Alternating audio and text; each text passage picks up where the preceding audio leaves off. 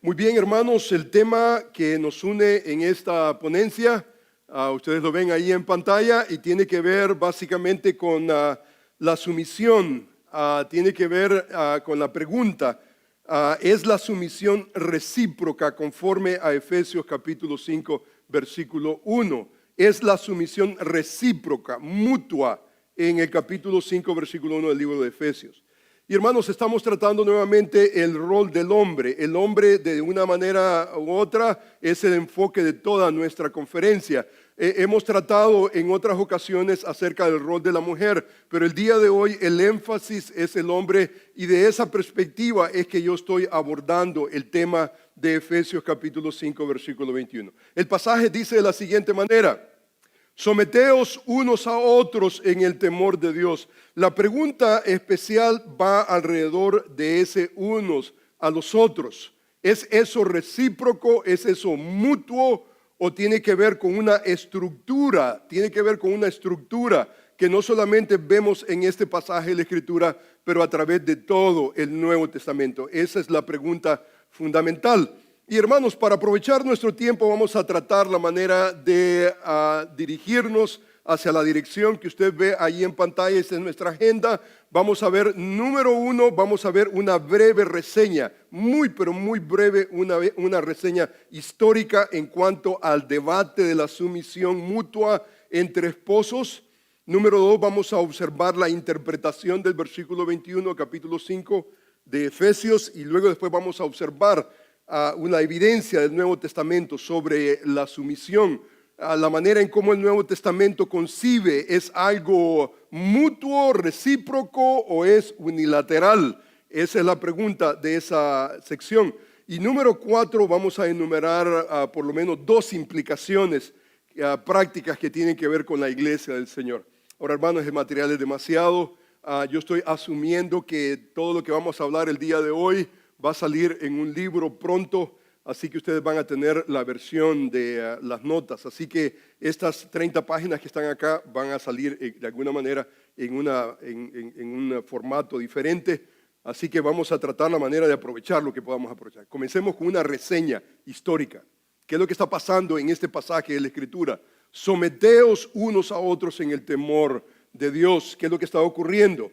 Hermanos, lo que está ocurriendo es básicamente lo siguiente. Por ejemplo, John Stott describe el clima cultural que respiramos hoy en día en cuanto a la sujeción, en cuanto al concepto de autoridad, sumisión. Él dice lo siguiente. Él escribe y dice: el concepto de sujeción a la autoridad está fuera de moda en nuestros días. Ahora, yo creo que nunca ha estado de moda. Esto, digamos, no es un asunto, no es un tema en el cual nosotros podamos decir como cultura, como el mundo, aún en el cristianismo, que wow, yo quiero sumisión, absolutamente. Pero él está diciendo, él está básicamente ayudándonos a entender ese clima, y él dice: es totalmente opuesto a las actitudes contemporáneas, permisivas y libres. Casi nada hace surgir tanta protesta, enojos, como el hablar de la sumisión. Nuestra sociedad es una época de liberación para la mujer, para los hijos, para los trabajadores, y cualquier cosa que tenga sabor de opresión provoca profundo resentimiento y fuerte resistencia.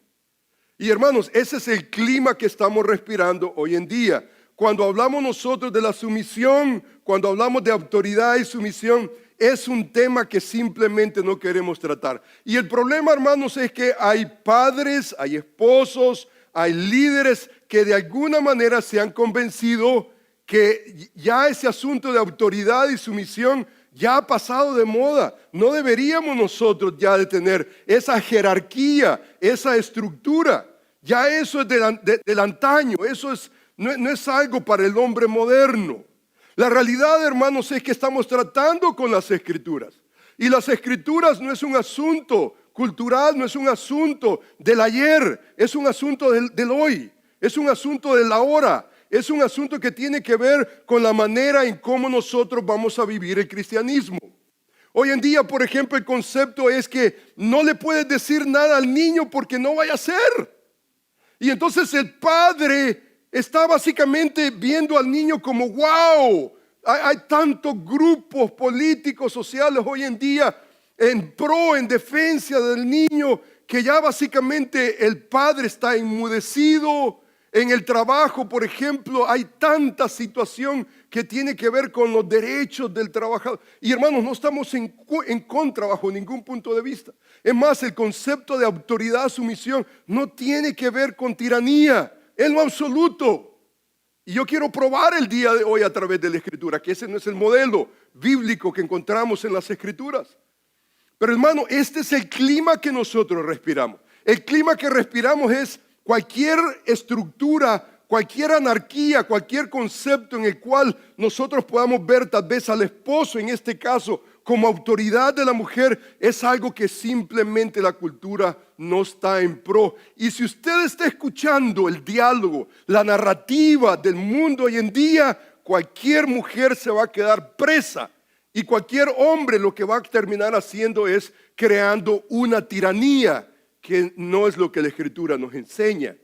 Entonces esto nosotros lo vemos constantemente. Ahora, hermano, es interesante que la historia de la interpretación de este versículo, que es el que nos interesa, ya ha sido trazada de alguna manera. Por ejemplo, Daniel Doriani, él escribió un artículo muy interesante y estoy incluyendo esta cita bibliográfica porque creo yo que este libro definitivamente es importante.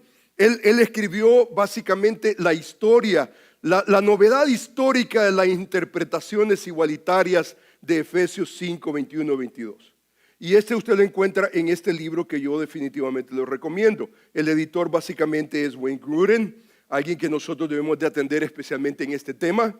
Entonces, en esta reseña histórica, por ejemplo, Doriani establece que durante más de 18 siglos la iglesia ha entendido este texto que vamos a tratar como un concepto básico del matrimonio que enseña la estructura del liderazgo amoroso de un esposo, de un padre y la sumisión voluntaria de una esposa e hijos.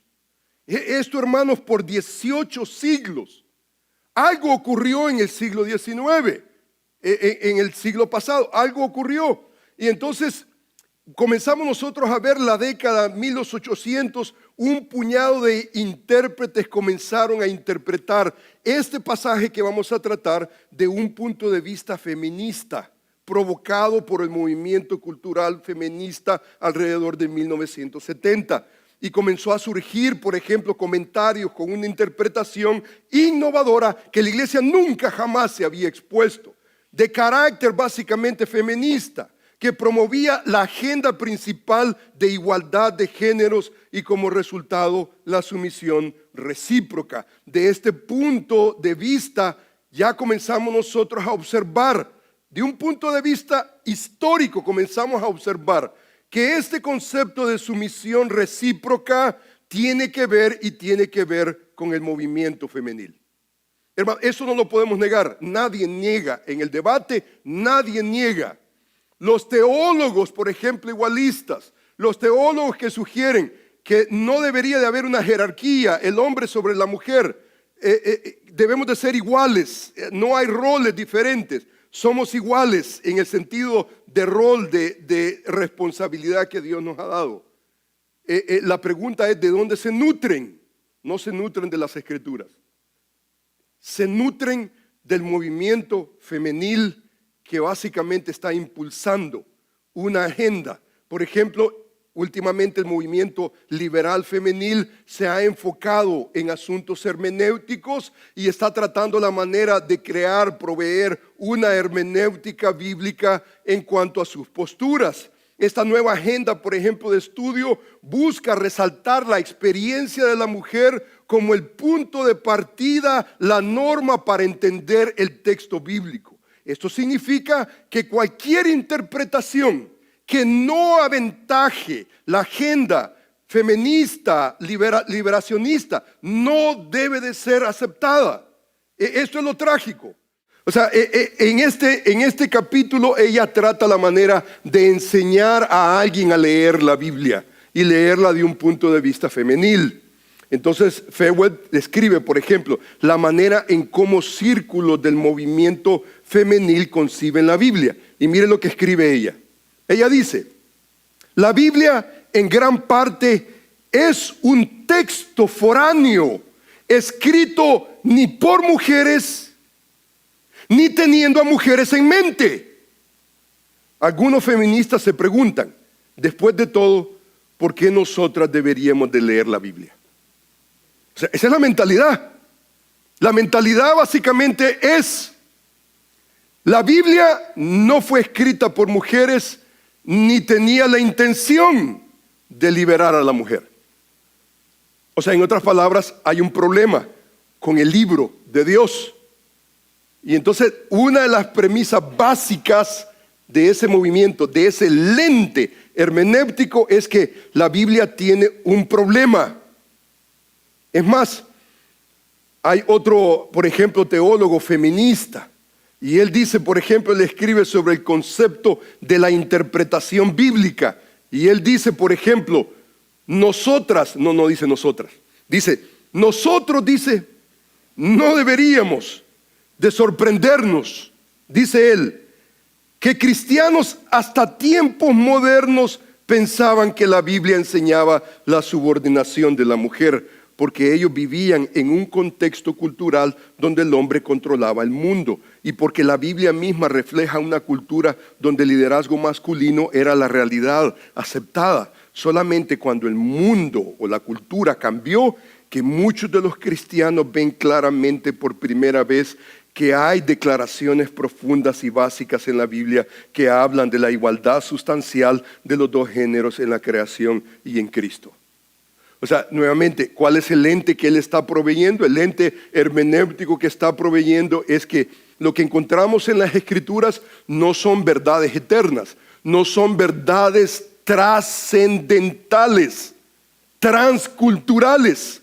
Lo que encontramos en las Escrituras es básicamente un cambio, es una cultura, y no es una cultura femenil, sino es una cultura que de alguna manera degrada a la mujer. Y hermanos, esto está definitivamente documentado. La Escritura hace lo opuesto, le da el lugar a la mujer, especialmente cuando usted entiende cómo en el primer siglo especialmente se concebía a la mujer. Cuando la Escritura dice que cada mujer tenga su propia mujer, eso estaba completamente en contra de la cultura, completamente militaba en contra de la cultura. O sea, pero ese es un tema completamente diferente. Estamos viendo la manera en cómo ellos interpretan, cómo ven, cómo consideran las Escrituras. De la manera en cómo el lente que usted utilice para leer las Escrituras. Si usted ya ve que las Escrituras es un asunto cultural que tiene que ser erradicado, entonces ya usted le ve un defecto a la Escritura y usted no va a considerar las Escrituras como un libro trascendental, como un libro eterno, un libro donde tiene verdades eternas, contundentes, no solamente para el primer siglo, para nuestro siglo y para futuras generaciones. En cuanto al lente, por ejemplo, hermenéutico principal para leer la Biblia ideológicamente, como lo explica Feuer, es entender, dice ella, que el feminismo es una ideología que cuestiona las presuposiciones del mundo occidental que ha sido dominado por una postura dominada por el hombre. Por ejemplo, Feuer escribe, la crítica feminista no pretende ser, dice, objetiva, y eso lo sabemos. Desafía, dice, la noción de los universales. Está más interesada en relevancia que en lo que es llamado verdad absoluta, estableciendo que la diferencia de los géneros, dice ella, es más que simplemente una diferencia de sexos. Género es un asunto de poder. O sea que ya comenzamos a ver la agenda. Aquí no se trata de dejar que el texto fluya, que el texto nos dé entendimiento. Aquí es tratar la manera de imponer una ideología feminista y ponerse lentes para tratar la manera de imponer, no exponer, sino imponer una ideología que 18 siglos atrás simplemente no teníamos. Por ejemplo, Combe evalúa la teología feminista diciendo que esta perspectiva considera que la Biblia promueve una estructura patriarcal de opresión y la rechaza no como autoritativa. Por ejemplo, la teología feminista considera el modelo tradicional como un chauvinismo patriarcal que debe de ser abolido. En esta perspectiva teológica, el mensaje central de las Escrituras es la liberación humana, enfatizando así la liberación femenil a medida que se identifica el prejuicio masculino inservible en las Escrituras. O sea que en la Biblia hay un prejuicio inservible. O sea, de esa manera es como conciben la Biblia. Y buscar, dice, una hermenéutica de liberación servible en la tradición profética. Por lo tanto, el énfasis hermenéutico de sus exegetas es leer entre líneas y los así llamados textos chauvinistas para aclarar el papel positivo de la mujer en las fuentes bíblicas. Especialmente los teólogos feministas le llaman a este proceso interpretativo la hermenéutica de sospecha feminista, que reconoce que la Biblia ha sido escrita, traducida, canonizada e interpretada por los hombres. Estas persuasiones teológicas feministas radicales del rechazo del hombre sugiere que la Biblia ofrece otra cosa que verdades universales. Ellos están en contra de las verdades universales. Feuerbach dice, es una noción difícil de aceptar para muchos judíos y creyentes cristianos. Y lógicamente, ¿cómo no va a ser difícil? Porque ¿qué es lo que encontramos en la Escritura? No son opciones culturales. Lo que encontramos en las Escrituras son verdades universales. No solamente para la generación del primer siglo, pero para nuestra generación y generaciones posteriores. Cuando vemos, hermanos, este movimiento básicamente, se le llama básicamente el movimiento del liberalismo teológico. Y entonces esto ha desatado, por ejemplo, la teología de la liberación, la teología negra y la teología femenil. En cada una de estas perspectivas, por ejemplo, ¿quién es el enemigo? Se tiene que identificar un enemigo. ¿Quién es el enemigo de la teología de la liberación? Es el rico. En la teología negra es el blanco. En la teología femenil es el hombre. O sea que este lente nos enseña y nos dice que esto no es lo que leemos en las Escrituras. Lo que leemos en las Escrituras no es una agenda social. Lo que leemos en las Escrituras son las verdades eternas que cada generación debe de atender.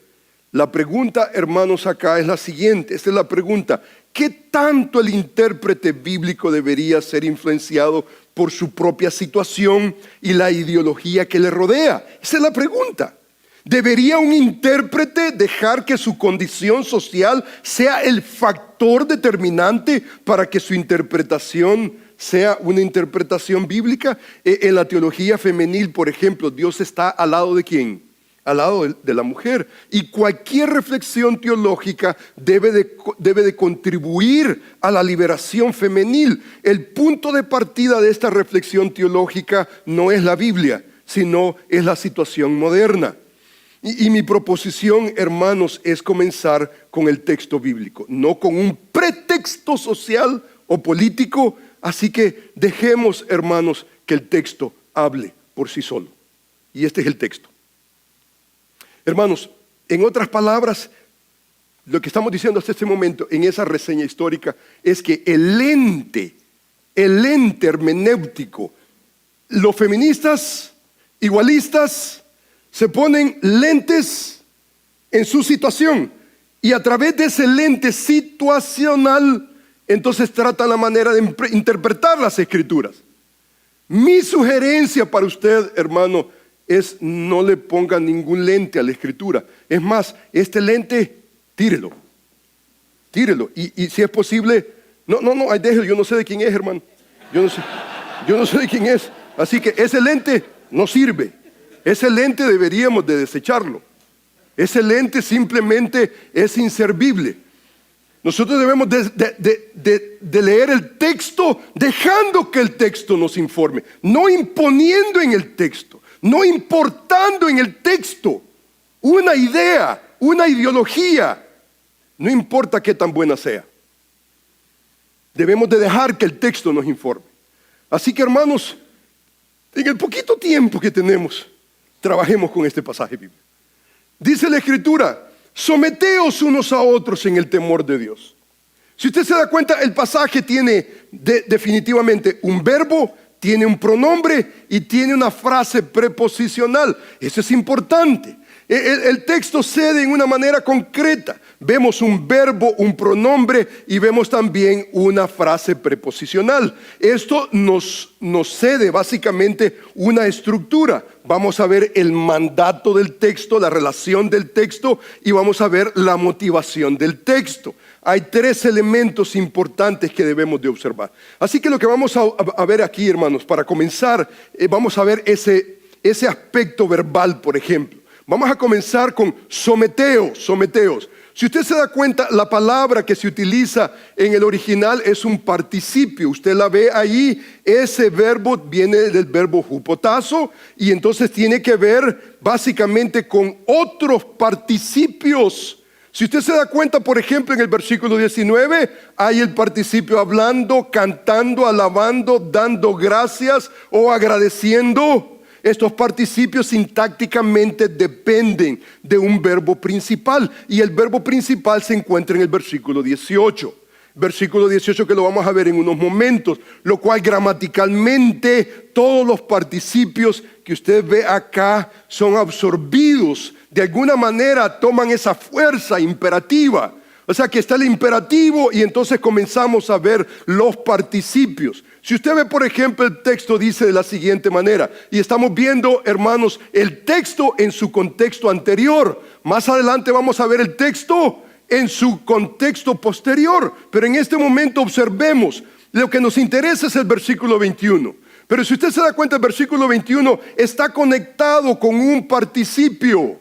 Pero si usted observa el versículo 18 dice, no os embriaguéis en vino en lo cual hay disolución. Antes bien, sed llenos del Espíritu Santo. La fuerza imperativa, el verbo principal está ahí. Y cuando alguien está lleno del Espíritu Santo, entonces exhibe una manera de vivir. Hablando entre vosotros con salmos, himnos, cánticos espirituales, cantando, alabando al Señor en vuestros corazones, dando gracias a Dios por todos, al Dios y Padre en el nombre de nuestro Señor Jesucristo, sometiéndoos unos a otros en el temor de Dios. O sea que el versículo 21 está definitivamente atado al verbo principal. ¿Qué es lo que significa esto? Lo que esto significa simplemente es lo siguiente, hermanos. Esa gramática lo que significa es que el sometimiento, la actitud de someterse, no es un asunto humano. Esto no es un asunto que como mujer vamos a pensar y vamos a decir, lo mejor que yo puedo hacer en relación a mi esposo es someterme. Absolutamente no, eso nunca va a ocurrir. Lo único que va a ocurrir es que si usted está llena del Espíritu Santo, si usted está controlado, no os embriaguéis en vino en lo cual hay disolución, destrucción. O sea, que el vino no controle, que no nos intoxiquemos con el vino o con nuestra cultura. De lo contrario, el sometimiento no va a tener sentido. Tiene sentido solamente cuando el Espíritu de Dios ejerce el control en una mujer y entonces comienza la saturación del Espíritu, la plenitud del Espíritu, comienza a regular lo que habla, lo que canta. Ya pone la radio y ya no es la cumbia. No, ya no. Pone la radio y si usted está saturado del Espíritu de Dios, Hay un cántico solemne, hay agradecimiento. Usted se da cuenta que el agradecimiento no es absoluto. El agradecimiento tiene que ver con ¿qué? Tiene que ver con el imperativo, tiene que ver con el ejercicio, esa saturación del Espíritu. El Espíritu tiene que controlar tu vida y controla tus labios, tu alabanza, tu agradecimiento. Usted quiere ver a un hijo agradecido, es la obra del Espíritu. Una esposa agradecida es la obra del Espíritu. Una mujer que se somete no es una mujer que en su humanidad va a hacerlo, solamente va a hacerlo por obra del Espíritu de Dios. Y eso es importante entenderlo, porque la sumisión no es un asunto del mundo, no es un asunto de la cultura. La sumisión tiene que ver con la realidad que yo tengo un llamado como mujer, yo tengo un llamado como hombre, y yo tengo que fungir ese llamado. Y ese llamado de sujetarse no es un llamado externo solamente que se vea. No es como el niño, por ejemplo, que el papá le dice, siéntate, y el niño no quiere sentarse. Y le dice, siéntate, te dije que te sentaras. Y el niño no se sienta. Y entonces el papá comienza, y entonces el niño se sienta. Y entonces el hermanito le dijo, mi papá te sentó. Bueno, le dice el niño, mira, por afuera estoy sentado, pero por adentro estoy parado. Hermano, eso no sirve. Eso simplemente no sirve. Pero cuando el Espíritu de Dios obra en el corazón de un individuo, genera lo que humanamente no es posible generar. Hermano, ese contexto es importante porque ese contexto de someteros tiene que ver con las marcas del creyente. Los creyentes llenos del Espíritu Santo serán básicamente marcados por hablar salmos, himnos, cánticos espirituales, por cantar alabanza al Señor en sus corazones, por dar gracias siempre a todos, someterse aún a las autoridades que Dios ha establecido en sus vidas. O sea que cuando hablamos, hermanos, de la conjunción del verbo ser lleno del Espíritu Santo, es increíble, tremendo. Vemos el sometimiento, por ejemplo. Ese verbo hupotazo nuevamente significa literalmente alinearse. Si usted lee, digamos, de la palabra hupotazo, se da cuenta que el término es militar, es someterme, alinearme, es ponerse bajo sujeción, envuelve el reconocimiento de una estructura ordenada. Y cuando el verbo se utiliza en sometimiento al esposo, a los padres, a los amos, a las autoridades seculares, oficiales en la iglesia, a Dios, a Cristo, a la voluntad. En fin, la sumisión es una entrega voluntaria de amor hacia la autoridad que Dios ha establecido. Y eso, hermanos, no es posible sino solamente por la obra de Cristo, la obra del Espíritu de Dios en la vida de una persona. Hermanos, lo que usted y yo necesitamos entender en toda esta discusión, hermano, es que si nosotros deseamos una persona que hable con salmos, que cante, que sea agradecida, que sea sumisa, va a ocurrir solamente como provocación del Espíritu de Dios en la vida de ellos. Por eso, usted me pregunta a mí me interesa grandemente que en lo que estamos tratando en este momento, mi esposa no se relacione solamente conmigo, sino que mi esposa se relacione con el Señor de los señores, el Espíritu de Dios que la salvó. Solamente así tiene sentido nuestra relación. Solamente así tiene sentido que mi esposa pueda someterse a mí, hombre corriente, común y corriente, como cualquier otro. Solamente así tiene sentido. Si mi esposa no se somete al dominio, al control del Espíritu de Dios, aquí, hermanos, no va a ocurrir absolutamente nada. No pasa cero, completamente cero. Y entonces debemos de entenderlo. Dice la Escritura, someteos. ¿Y qué significa eso? Es un participio que está conectado con el versículo 18, que solamente el Espíritu de Dios básicamente puede ejercer esa realidad para nosotros poder someternos. Pero usted se da cuenta, dice, someteos los unos a los otros. Ese es un pronombre muy interesante. Alelón es la palabra que se utiliza y en la mayoría de los casos enfatiza mutualidad, reciprocidad entre entidades, lo cual expresa básicamente un intercambio mutuo, un pronombre recíproco. Eso no hay duda. Nosotros encontramos ese vocablo y no hay duda que esa es la idea. Sin embargo, como le explica Gruden, por ejemplo, este pronombre alelón no es usado en el Nuevo Testamento solamente en una manera bilateral, sino en una manera unilateral. Muy importante este elemento. Si observamos, por ejemplo, pasajes en la Escritura que utilizan esa idea y no la utilizan en una manera recíproca o mutualidad, bajo ningún punto de vista. Por ejemplo, Apocalipsis capítulo 4. Se usa el pronombre alelón y se usa en una manera unilateral. Por ejemplo, dice, y salió otro caballo, bermejo. Dice, al que lo montaba le fue dado poder de quitar de la tierra la paz y que matasen unos a otros. ¿Qué significa matasen unos con otros? Esta es la palabra, alelón. Esta es la palabra que nos interesa. Esa palabra se está utilizando en Apocalipsis 6:4 como una idea recíproca. Absolutamente no. Si usted se da cuenta, esto significa que toda persona primero es muerta y después se levanta para matar al que lo mató. Esa es la idea recíproca, mutual. Alguien me mató y entonces yo revivo para... No tiene ningún sentido.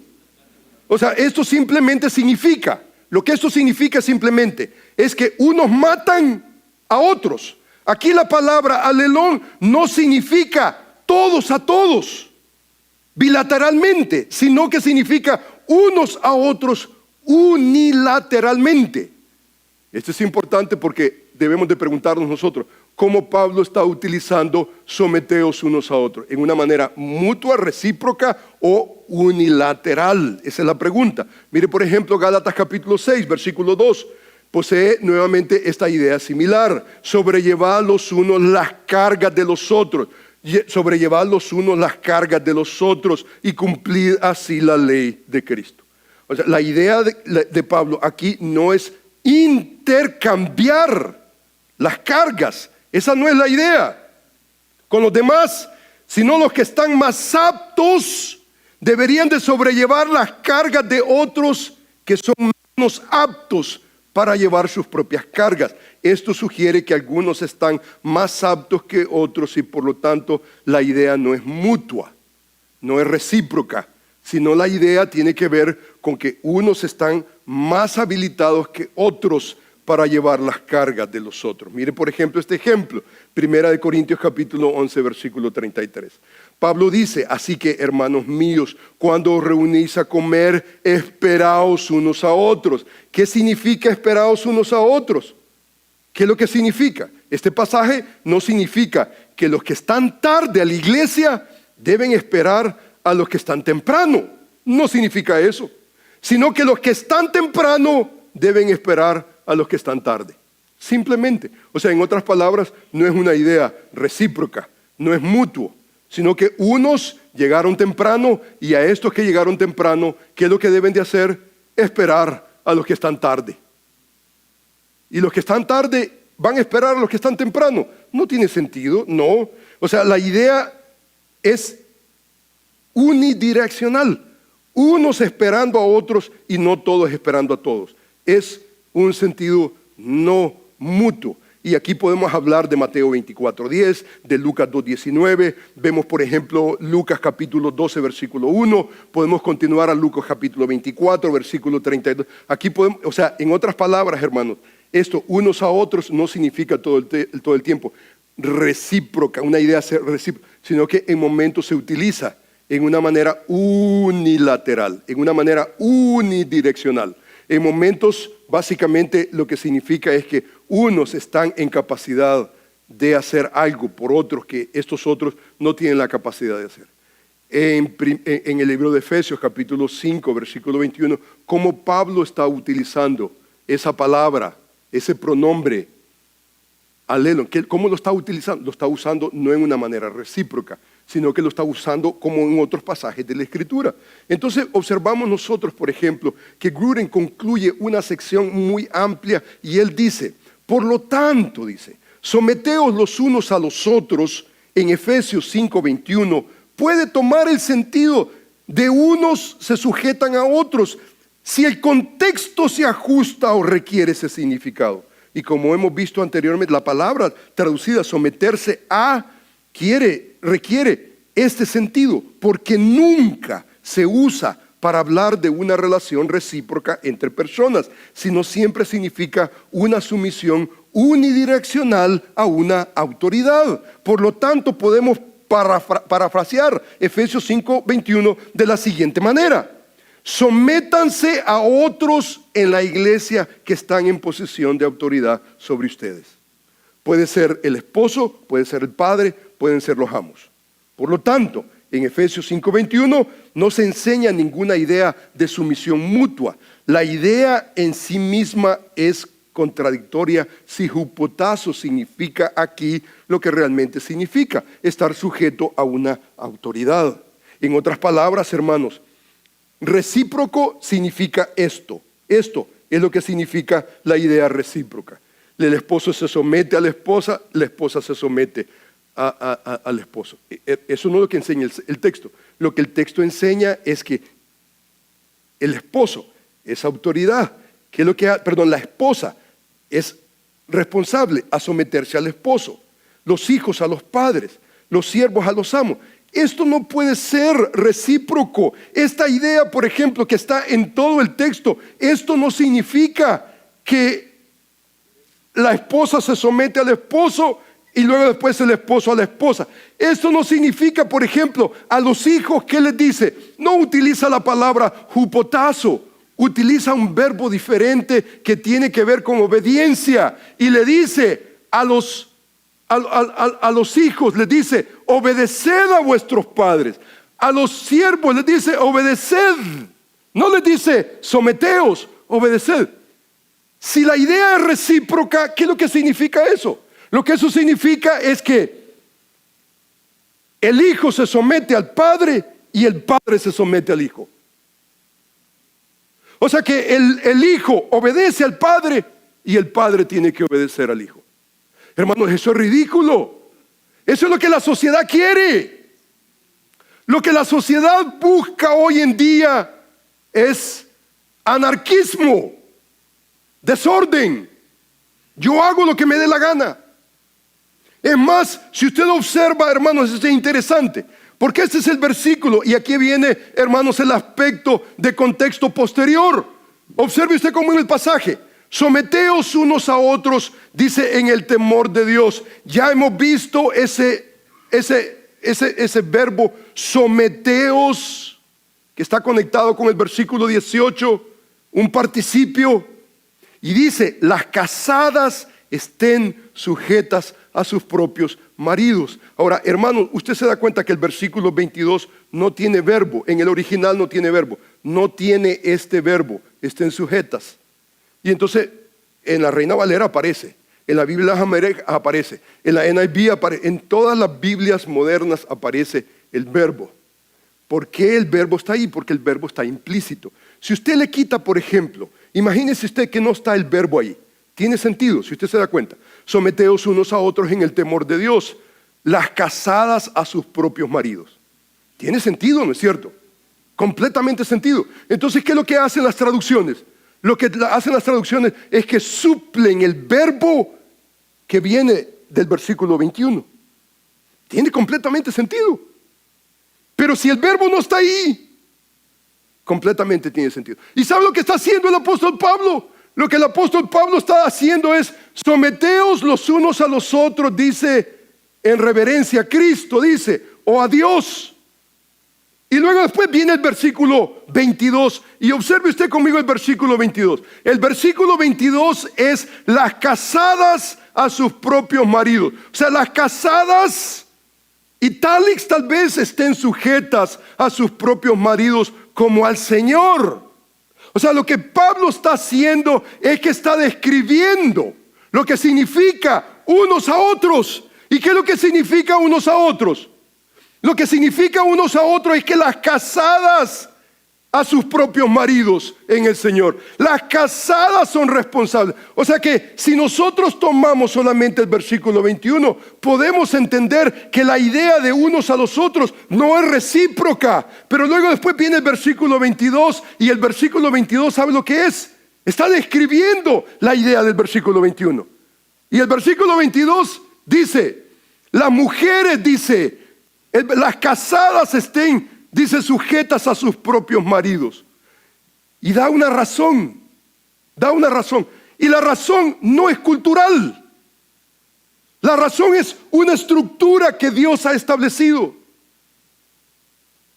El marido es cafalé de la mujer, así como Cristo es cabeza de la iglesia, la cual es su cuerpo y Él es su Salvador. En otras palabras, lo que Pablo está haciendo, no solamente haciendo una declaración, someteos unos a otros en el temor de Dios, en el temor de Cristo, en la reverencia de Cristo.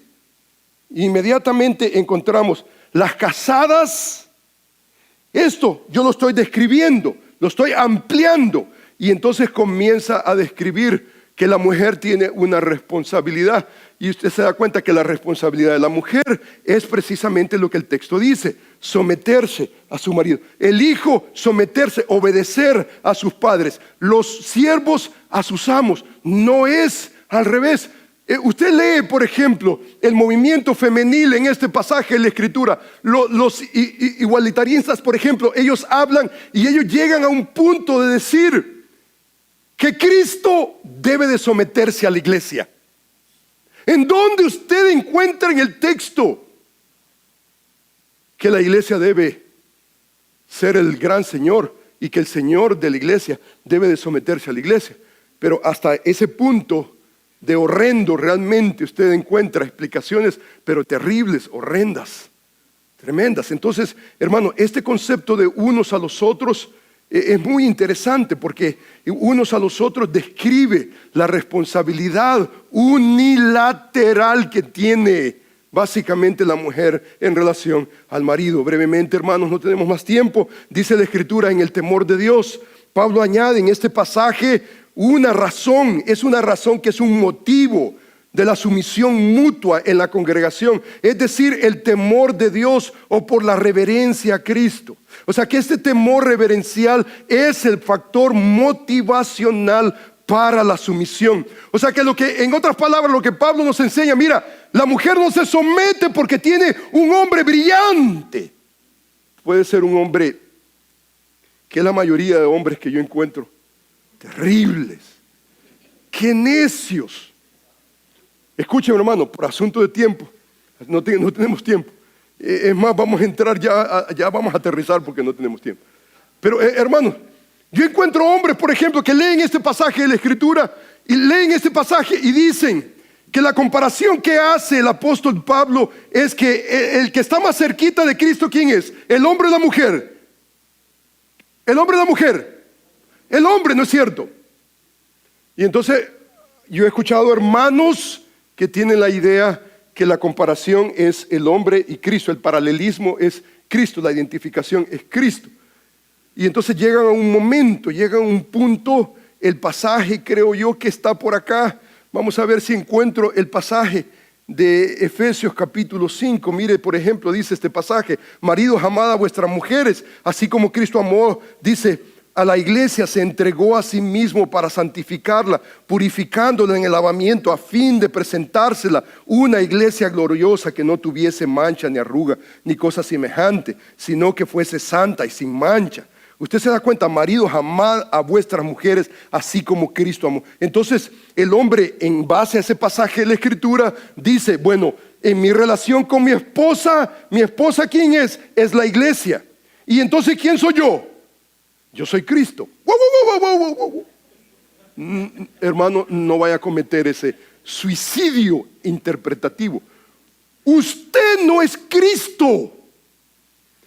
Dígase usted: yo no soy Cristo. Dígase. Diga usted. Lo que Pablo está haciendo acá no es haciendo una explicación ontológica. Él no está diciendo que nosotros somos Cristo. Lo que él está diciendo, él está trayendo el modelo de Cristo para enfatizar esta verdad. Escúcheme usted. Mire el pasaje cómo está saturado. Dice, maridos, amad a vuestras mujeres. Dice el versículo. Así que también los maridos dice que deben, ¿qué cosa? Amar a sus mujeres. Es más, dice la Escritura, por lo demás, cada uno de vosotros, ¿qué cosa? Hermanos, usted ve el énfasis de la autoridad, sumisión. Nunca encuentra un pasaje en el cual el hombre se identifica como Cristo, es el intocable, el que no peca. O sea, si alguien pecó en la relación, es la mujer. Porque yo soy Cristo. Usted no es Cristo. Usted es un pecador redimido por la sangre de Cristo. Usted no es Cristo. Lo que Pablo está haciendo, él no lo está comparando a usted, él no lo está haciendo un Cristo, un Cristito, alguna cosa. No lo está haciendo. Lo que Pablo está haciendo es ¿qué cosa? Está comparando, está enfatizando una realidad. Y la realidad es que su responsabilidad no es pisotear a su esposa, sino enfáticamente amar a su esposa. Ahora, hermanos, ¿qué significa esto? Hermanos, a la luz de nuestra realidad, ¿qué es lo que significa, hermanos? Cuando comenzamos a ver, por ejemplo, esta realidad, nos damos cuenta, por ejemplo, que, hermanos, dice, por ejemplo, la Escritura, y tal vez una implicación rápida, hermanos, por los 3 minutos que tenemos de tiempo. Pero si usted se da cuenta, la sumisión no significa poner al esposo en lugar de Cristo. Usted no es Cristo. Ahora, muchos han confundido, por ejemplo, ese pasaje de la Escritura.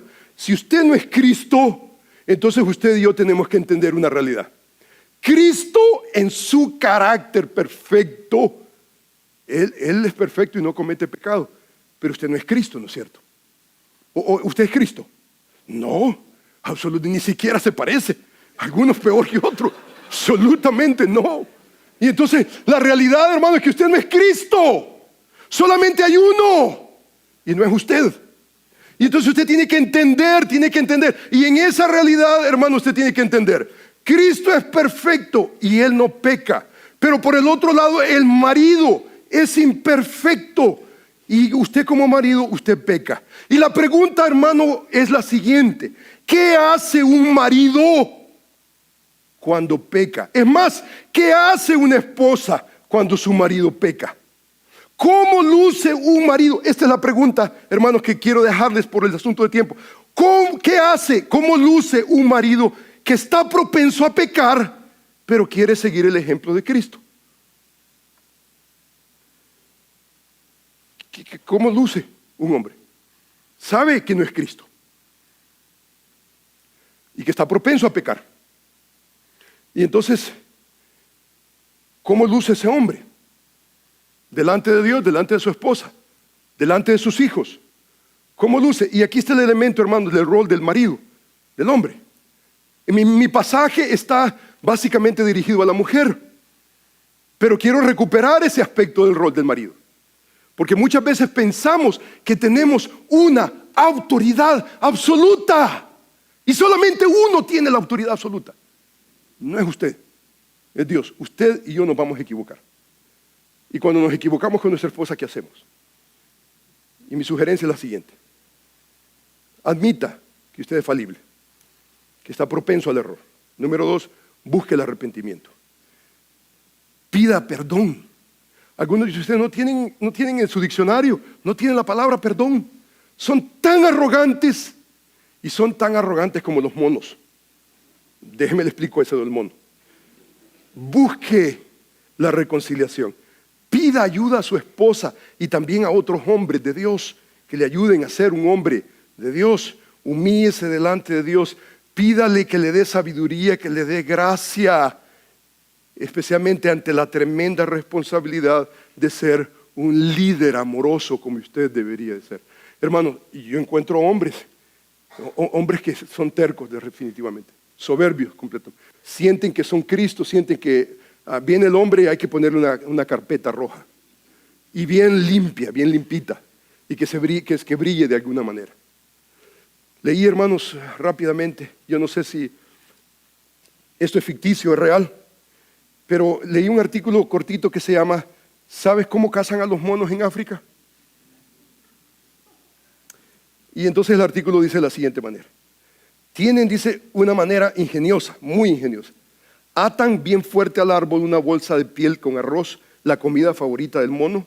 En la bolsa hay un agujero de tamaño tal que por allí pueda pasar justamente la mano del mono, pero una vez llenó el puño de arroz, no puede sacarla de nuevo.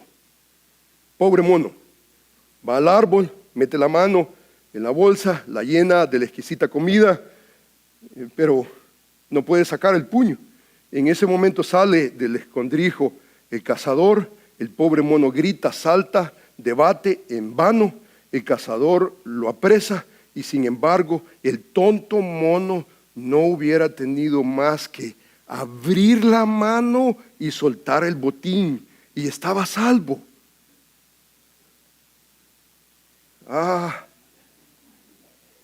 Perfectamente, hermanos, así es el orgullo de muchos hombres. No piden perdón, todo lo que tienen que hacer es pedir perdón, pero están allí. Suelte, pídale al Señor que le dé gracia, pídale al Señor que le dé la habilidad de poder pedir perdón a su esposa. Su esposa es digna, su esposa es digna. Es más, hermanos, cuando nosotros hablamos de la autoridad, sumisión, en ninguna parte de la Escritura, Antiguo y Nuevo Testamento, en ningún lugar, usted va a encontrar que hay una igualdad, absolutamente. Delante de Dios somos iguales, tenemos el mismo valor, tenemos la misma dignidad, pero Dios nos ha dado una responsabilidad, nos ha dado roles a cada uno.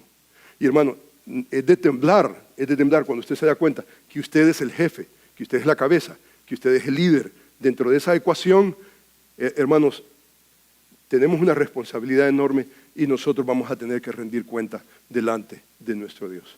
Hermanos, que el Señor les bendiga ricamente y no seamos monos, que nos parezcamos más a Cristo y no a los monos. Que Dios les bendiga ricamente.